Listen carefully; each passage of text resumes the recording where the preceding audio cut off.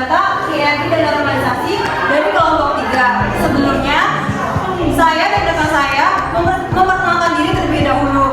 Saya Indra Rahmawati dengan NIM 2307004 dan rekan saya Nazria Fadlia dengan NIM 2307074. Saya Nurfatina Putri dengan NIM 2307075. Saya Andira Radianti dengan NIM 2307058. Saya Rani Fadila dengan NIM 2307077. Saya Mira Ayu dengan NIM 2307073.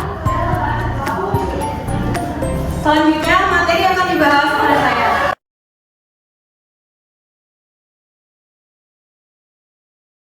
Perancangan adalah suatu proses dalam menentukan dan melakukan sesuatu. Perancangan base data, perancangan database atau base data adalah proses untuk menentukan isi dan pengaturan data yang dibutuhkan untuk mendukung berbagai rancangan sistem. Selanjutnya akan dibacakan oleh rekan saya. Lalu ada DRD sama normalisasi. DRD ini merupakan suatu model data yang dikembangkan berdasarkan objek. DRD digunakan untuk menjelaskan hubungan antara data dalam basis data kepada pengguna secara logis. DRD didasarkan pada suatu persepsi bahwa real world terdiri atas objek-objek dasar tersebut.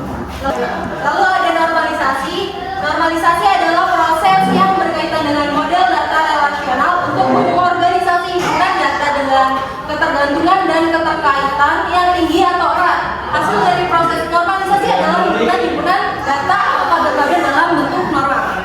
Lalu dilanjutkan dengan rekan saya.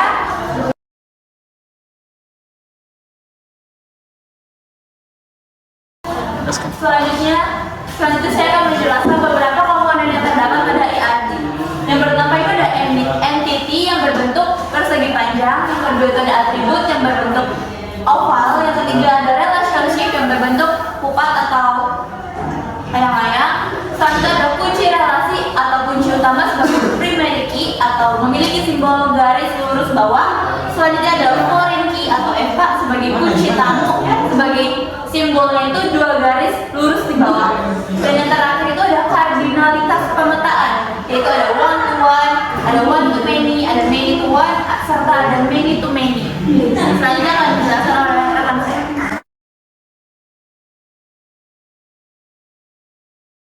Di sini ada contoh IAD. Yang pertama di sini ada entity yang dibentuk dengan persegi panjang, lalu dihubungkan dengan relasi yaitu garis. Dan di sini ada daemon yang menghubungkan antara entity dengan entity. Lalu di sini ada atribut yang masuk dalam entity. Lalu yang di sini juga garis yang menandakan if ini foreign key, primary key. Lalu yang di garis bawah 2 artinya di sini adalah foreign key.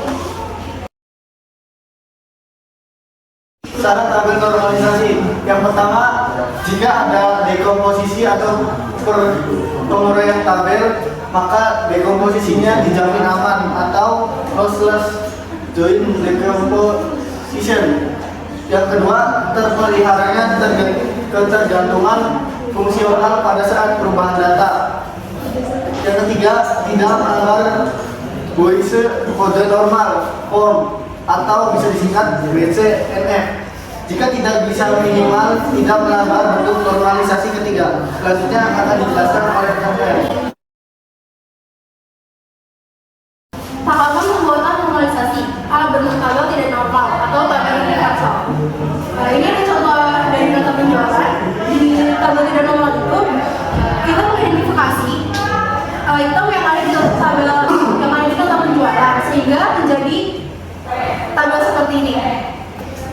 Selanjutnya akan dibacakan oleh rekan saya. Yang B, bentuk normalisasi ini satu normal form.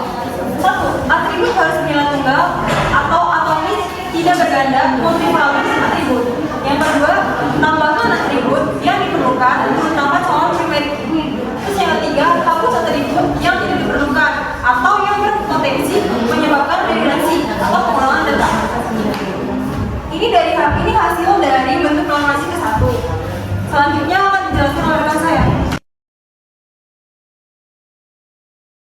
Selanjutnya ada yang ke-C, bentuk normal kedua. Nah, yang pertama, cari atribut yang bisa menjadi primerity, evaluasi atribut lain. Nah, yang kedua, jika bernilai tunggal, masukkan dalam satu tabel. Nah, yang ketiga, jika bernilai jamak, buat tabel baru. Nah, yang terakhir, primerity adalah tabel induk bersama perwakilannya. Jadi, ini nih tabel hasil dari bentuk normal kedua. Nah, selanjutnya bakal dijelaskan sama rekan kami.